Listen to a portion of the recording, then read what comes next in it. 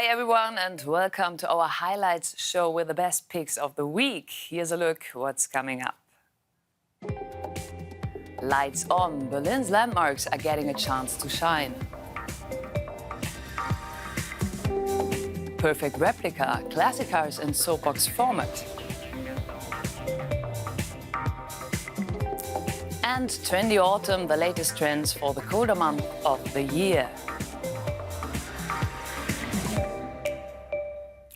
Winter is coming to Europe, and here in Berlin, it's already getting darker a lot earlier. So what better time of year for light installations?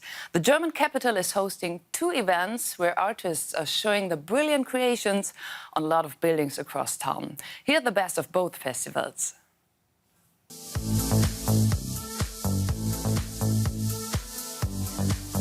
Berlin's landmarks are really getting the chance to shine.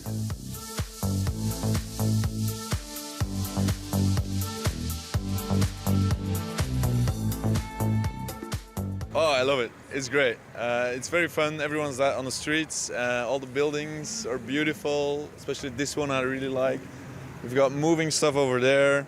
Everyone's here to enjoy the art. It's amazing. I have never seen that before, so it's the first time I saw this. So it's amazing. Brilliant. I'm totally thrilled that it's also different. Sometimes it's just the building that's been taken over, at others it's something completely different. That provides a cool contrast. The Brandenburg Gate acts as a giant canvas. The makers of this 3-day video mapping aimed to visualize freedom. The idea came from the Berlin artists collective Resorb.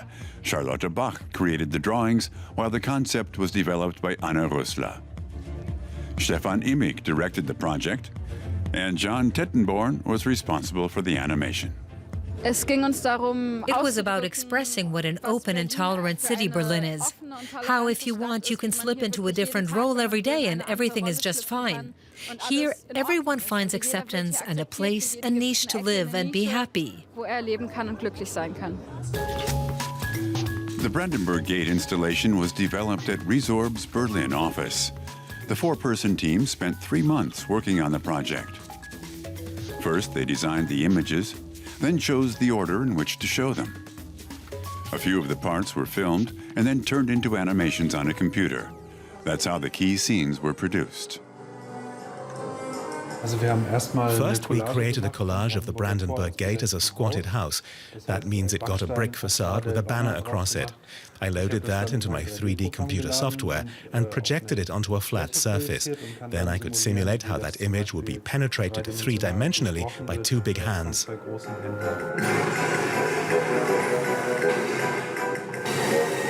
And here is how the animation looks on Berlin's most famous landmark.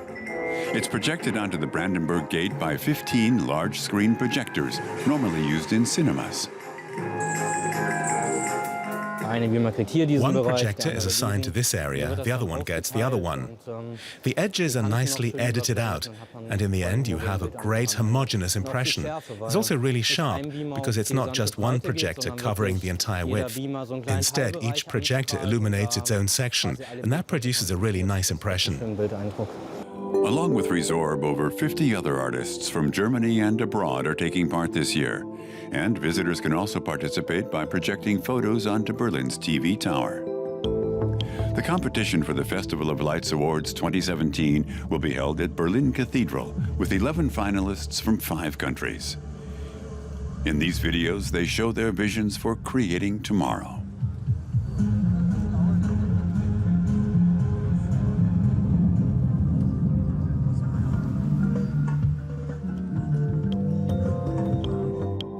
Not far from here, there's the next highlight, a 360-degree installation on Bebelplatz. In this size, it's a technical sensation. Entitled Opera e Luce, it honors the 275-year anniversary of the State Opera Unter den Linden. Both light festivals are financed by sponsors. Artist Andreas Hausleib is making his Berlin debut with this video mapping. Doing it in front of such a huge audience in front of the Opera House is just awesome. It's one of the biggest highlights in the 15 years I've been doing this. Absolutely one of the biggest. Bellevue Palace, the official residence of the German president, is also being lit up for the first time. The theme of its illumination is democracy. The light festivals are also a tourist attraction, drawing more than 2 million visitors last year. Yeah, it was really cool, inventive. Yeah, really artistic. It's impressive to see how fitting all these lights and everything and the animations on the building. Yes, Berlin has been transformed.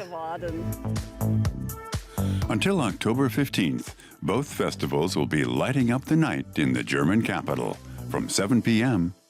until midnight. Soapbox cars bring back childhood memories for many, also for me. But our rickety cars from the past can't compete with the ones Frank Banconin makes. It started out as a hobby, but today he even makes money by building classic soapbox cars for customers. Some of them are even motorized and look exactly like old racing cars. But both adults and kids love his unique creations. Features that hark back to the olden days. But this isn't a well-preserved classic. It's a soapbox replica, built in 2017, and the proud possession of sisters Julia and Carlotta Haas.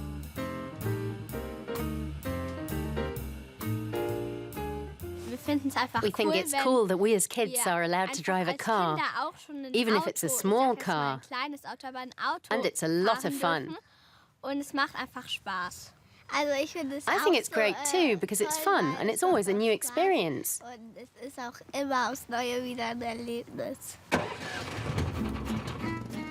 This soapbox even has a motor. The girls' two-seater is handmade and one of a kind. It's a remake of the English 1930s Lagonda Rapier, and it's pretty much their dad's dream car. Dad Christian is a big fan of classic cars, and he's aiming to pass on his passion to Julia and Carlotta. I'm very hopeful, and I take my girls to classic car races at the Nürburgring. Sometimes they take part in rallies along with me and my wife. I'm optimistic they'll make their father's hobby their own.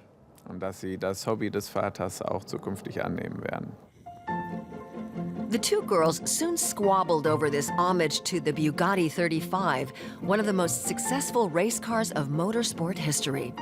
So Dad ordered a second old-timer soapbox to match his original 1938 Bentley, manufactured by the same person, of course.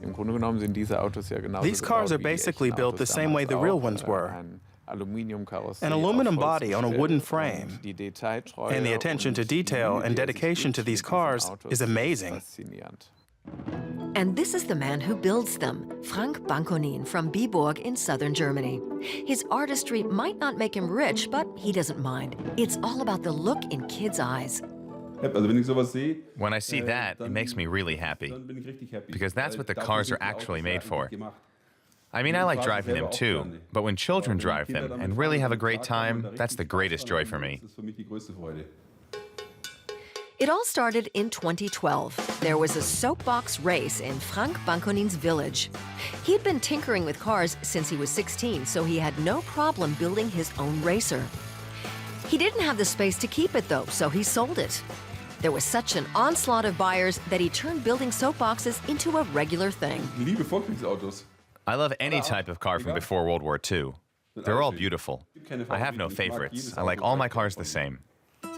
He works as a foreign sales agent, but he's made quite a name for himself with his classic soapbox speedsters. I have a certain basic idea in my head, and then I start building and it just happens. It develops itself while I'm building it. There's no fixed concept. I know what the car is supposed to look like when it's done, and then I make sure that's how it turns out. Each of his soapboxes is one of a kind. The base is always a wooden board fixed to a wooden frame. Then he makes the aluminum body, which can take weeks, sometimes months, depending on the model. With all this attention to detail, doesn't it hurt to let go of his mobile masterpieces? Yes, every time. But the problem is, I can't keep everything. You have to let it go sooner or later. But maybe this one can stay. Frank Bankunin completely rebuilt this classic car. Only the chassis and motor of the English 1930 Standard had remained.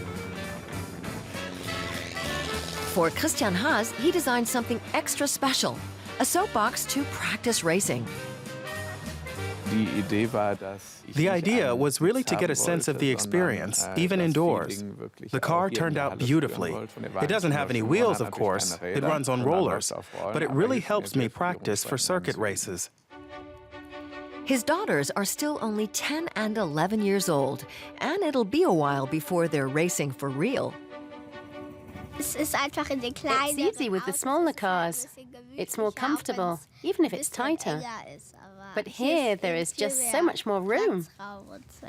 To be honest, it depends on whether Carlotta and I are having an argument. When we're fighting, I prefer riding alone. And when we get along, I like riding with her better. If the two still have a soft spot for cars like their dad when they grow up remains to be seen. Right now, it's looking highly likely.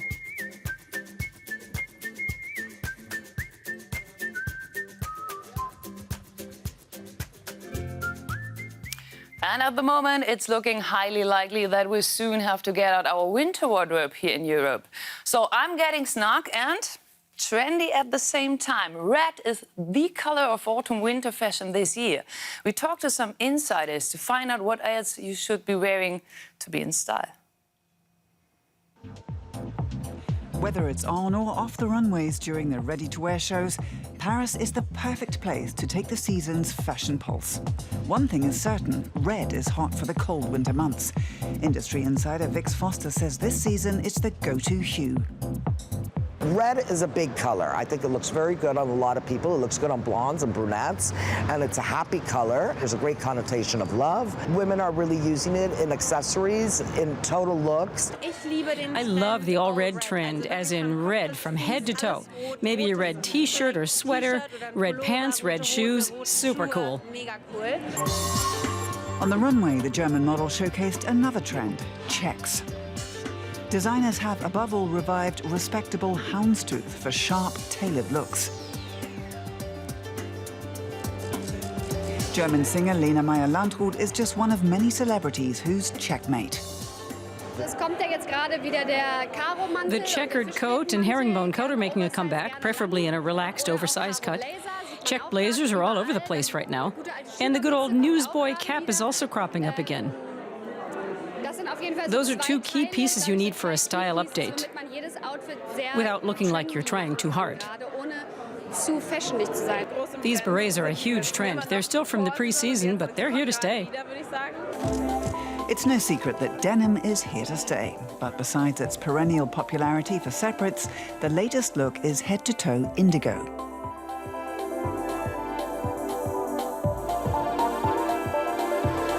There's a lot of denim in all the collections. It seems that even designers that never used denim before are interpreting their vision of denim. Everything's a bit oversized. Like my blazer, for example, looks a bit like it's borrowed from the boys.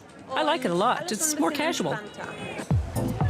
Coats, skirts and dresses are all on the long side this season, preferably in florals or prints, with a generous slit to loosen up the silhouette. It's nice to cover up a little sometimes. So if I'm feeling sassy, I can show the leg.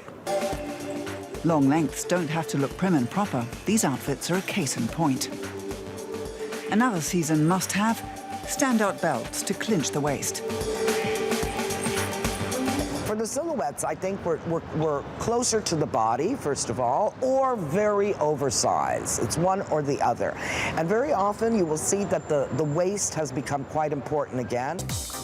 Tassels and fringes continue to crop up, shimmying on hems and cascading down dresses, adding a touch of playfulness to the game of dressing up. Tassels work fine for me. But fashion, fun and games aren't everyone's cup of tea. when I don't know what to wear, I just wear everything black. That's what I did today. I think black is the, is the main color.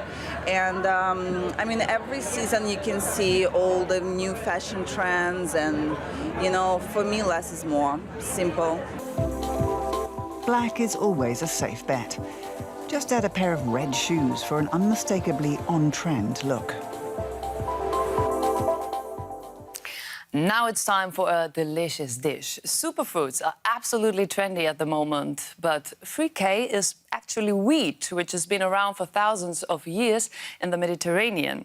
A Berlin-based chef shows us in his restaurant how to make a dish from his homeland with this Asian superfood.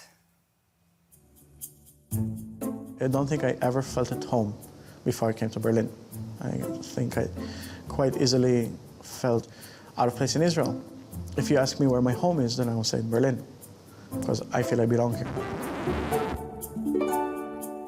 Gal Ben Moshe was born in 1985 in Tel Aviv. His parents divorced when he was 15. In the same year, he began working in a fish factory and soon decided he'd like to train as a chef. Gal Ben Moshe worked in Tel Aviv, London, and Chicago before moving to Berlin in 2012, with a view to opening his own restaurant. My life revolved around food since I remember myself. My mom has the funniest stories about me being 3-year-old and ordering shrimps filled forel in a restaurant with almond sauce. Yeah, no kids meal for me. Or sitting with the breakfast table eating the cereals with cookbooks, looking at the pictures and eating. And when I basically started reading, I already started cooking. Berlin's Charlottenburg district is an affluent residential neighborhood, home to lots of celebrities, politicians, and diplomats. Gal Ben Moshe's restaurant is in a side street on the ground floor of an apartment block from the 1970s. The premises used to house a gym. Glass opened in 2013. Gal Ben Moshe came up with the interior design himself. He wanted to give his eatery the feel of a modern bistro. The kitchen is behind a mirrored screen. Turbot with fricassee is one of the restaurant's signature dishes.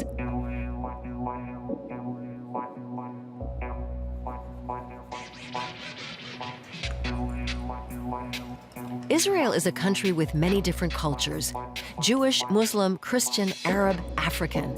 Immigrants from Eastern Europe and the US also live there. This diversity is reflected in the cuisine.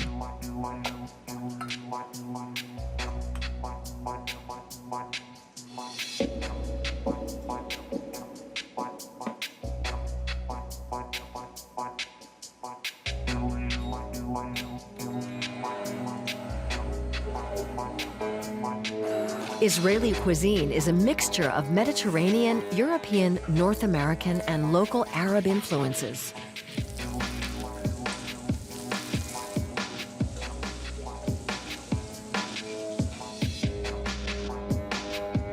Fricassee is a cereal made from green durum wheat. It contains plenty of minerals, so it's considered to be very healthy.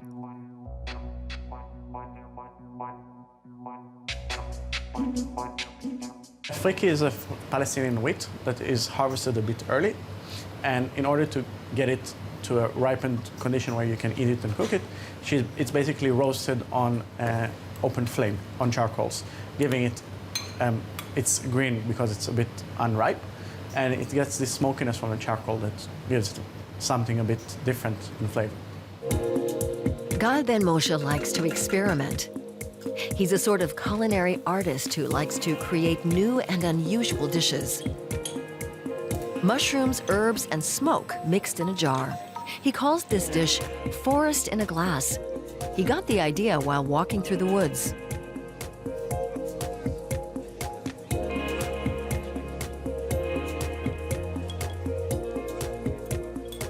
Gal Ben Moshe gets his inspiration wherever he can.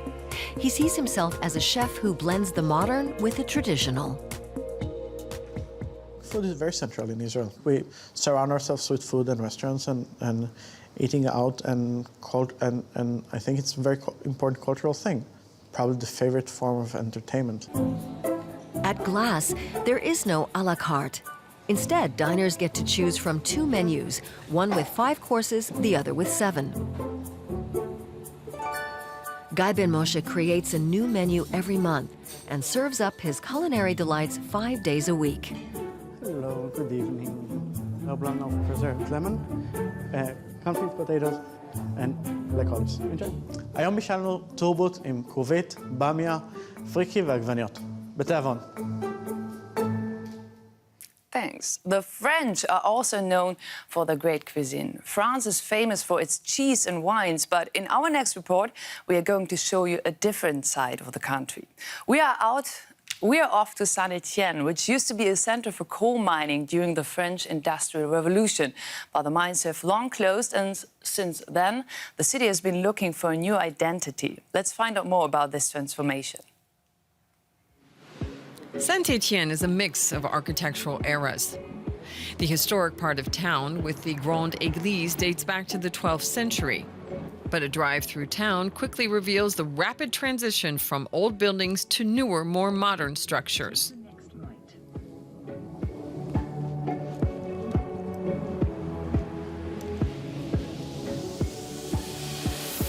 The Church of St. Charles in the center of town is located on a popular square, which also includes City Hall.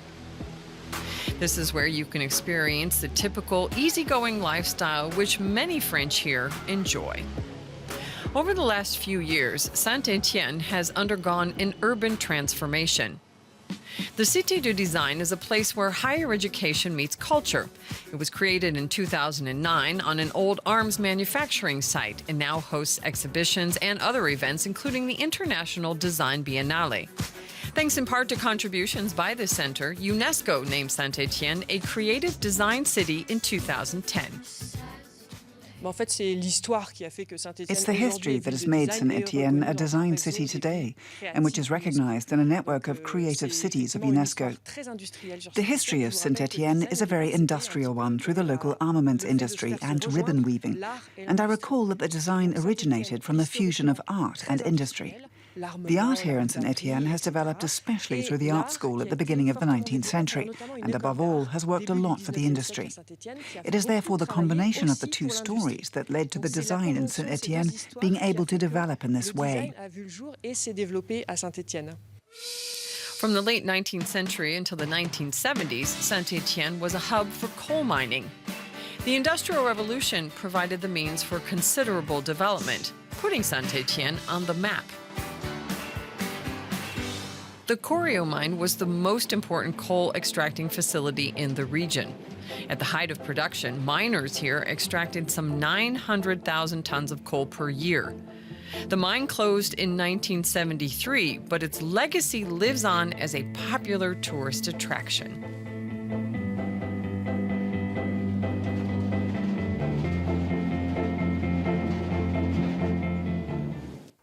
In the 19th century, when France began to industrialize, it was the city of Saint-Etienne which was the first to supply coal and thus made the great transformation of the industrial age possible. Saint-Etienne can boast of being one of the first French and European industrial cities. And even today, coal is still an important part of the spirit of the inhabitants of Saint-Etienne. Saint-Etienne's industrial boom led to the creation of the largest housing and cultural complex designed by Swiss-French architect Le Corbusier. The site in Firminy was planned in the 1950s to solve a housing shortage. The idea was to create a village where the people had everything they needed in close proximity. But Le Corbusier would die before the entire complex was finished. The church was built in 2 phases and finally completed in 2006, 41 years after his death. Back in Saint-Etienne, a visit to town would not be complete without a culinary delight. Here at the Pralou Bakery, locals and tourists alike can enjoy a special type of brioche. The praluline, as it's called, consists of sweet pastry sprinkled with pralines. It's also something unique to this region.